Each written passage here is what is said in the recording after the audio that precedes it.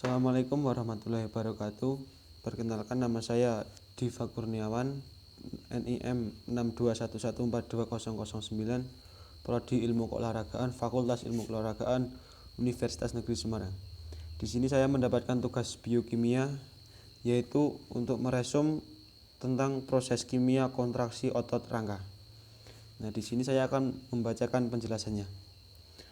Proses kimia kontraksi otot secara singkat dimulai saat protein otot asetilkolin melepas ion Ca. Pelepasan ion ini memecah ATP atau energi yang digunakan otot kontraksi.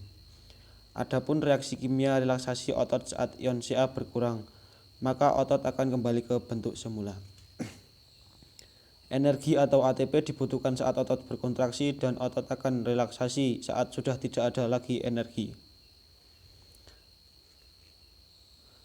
Otot merupakan sekumpulan jaringan yang terdiri atas sel-sel khusus yang dapat berkontraksi bila dirangsang.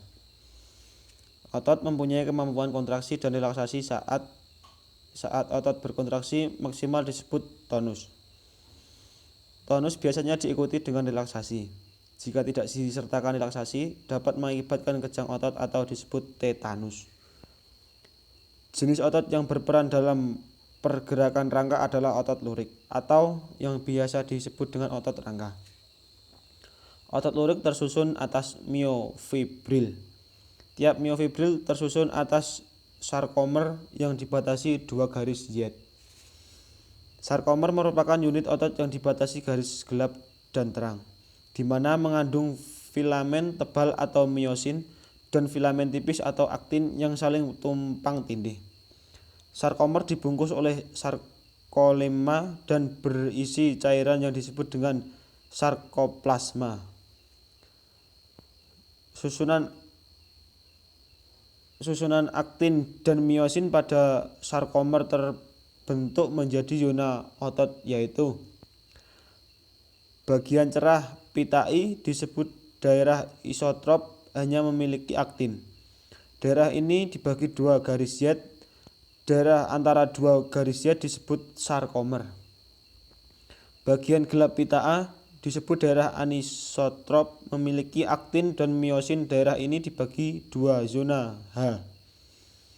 Garis H terdapat dalam pita A merupakan bagian agak cerah di kanan kiri.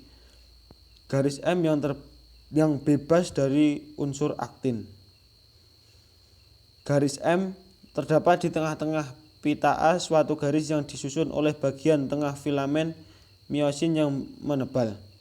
Garis Z atau intermedius merupakan garis tipis dan gelap yang membagi pita I sama rata. Dalam satu sarkomer terdapat garis-garis Z, I, A, H, M, H, A, I, Z, atau tepatnya interval antara 2 garis Z, 1 pita A, dan setengah garis I. Ketika berkontraksi, sel otot dapat memendek karena ada pembedaan dari zona-zona atau pita-pita di dalam sarkomer meliputi zona Z, zona H, dan pita I. Sedangkan pada saat relaksasi, maka sel otot dapat memanjang karena ada pemanjangan dari zona-zona atau pita-pita di dalam sarkomer meliputi zona Z, zona H, dan pita I. Kontraksi otot terjadi saat otot memendek dan menebal. Pada keadaan ini akan terbentuk aktomiosin, yaitu berikatnya aktin atau filamen tipis dan miosin atau filamen tebal pada unit otot atau sarkomer. Adapun relaksasi otot terjadi saat otot kembali ke keadaan semula dan mengendur. Otot yang berelaksasi akan terjadi penguraian aktomiosin menjadi aktin dan miosin kembali. Mekanisme kontraksi dan relaksasi otot digambarkan sebagai metode sliding-Vallman, yaitu pergeseran filamen otot yang membentuk aktomiosin dan terturainya kembali aktomiosin tersebut. Kontraksi otot memerlukan energi. Energi tersebut disuplai dalam bentuk energi kimia. Fase kontraksi disebut juga fase anaerob karena energi diperoleh dari penguraian ATP dan kreatin fosfat yang berlangsung secara anaerob. Energi ini menghubungkan aktin dan miosin. Proses kimia yang terjadi saat kontraksi otot yaitu kreatin fosfat tambah ADP sampai kreatin plus ATP. ATP sampai ADP plus energi, ADP sampai AMP plus energi. Saat energi habis maka otot akan berrelaksasi. Fase relaksasi disebut juga fase aerob karena energi yang dihasilkan dari hasil pemecahan glikogen yang berlangsung secara aerob. Proses kimia saat relaksasi otot yaitu glikogen sampai laktasidogen, laktasidogen sampai glukosa plus asam laktat. Glukosa plus O2 sampai CO2 plus H2O. Asam laktat adalah hasil sampingan dari penguraian laktasidogen.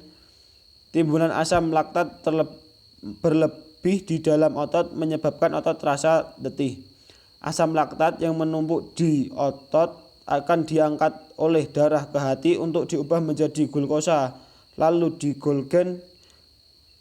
glikogen disimpang dalam hati dan otot. Mekanisme kontraksi dan kontraksi otot mendapat mekanisme kontraksi dan relaksasi otot secara lengkap dapat dijelaskan sebagai berikut.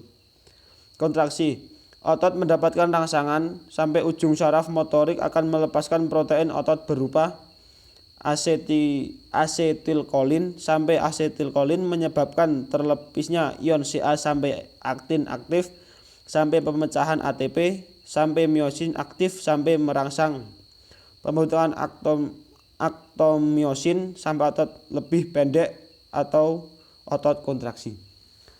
Mungkin cukup sekian pembacaan penjelasan dari saya. Bila ada kekurangan dan salah kata saya mohon maaf yang sebesar-besarnya. Saya akhiri. Assalamualaikum warahmatullahi wabarakatuh.